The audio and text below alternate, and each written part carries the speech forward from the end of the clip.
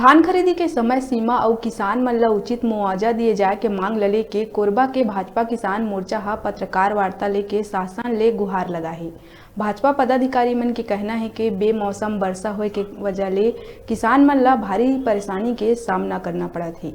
समय सीमा में कोई भी किसान धान नहीं बेच पाए। किसान मन के द्वारा द्विफसली भी बोए गए, लेकिन मौसम खराब होए के वजह ले सब फसल चौपट हो गए। किसान मन के हित और लाभ बर शासन ला अवगत कराए जावत है।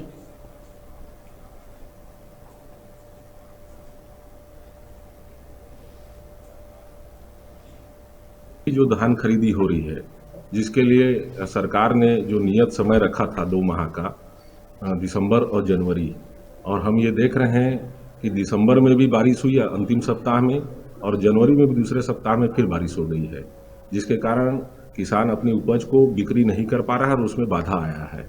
हम ये मांग कर रहे हैं कि जो फसल खरीदी की समय वृद्धि वो की जाए, साथ ही साथ जो असमय बारिश हुआ है उसमें जो फसल का नुकसान हुआ है उसका उचित मुआवजा तुरंत उपलब्ध कराया जाए राज्य शासन के द्वारा।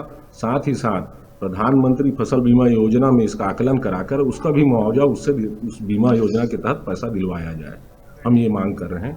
साथ ही साथ अभी जो रबी का फसल बोया जा रहा है, जिसमें चना, सरसों, लाख, लाखड़ी, इसमें भी बहुत नुकसान हो रहा है।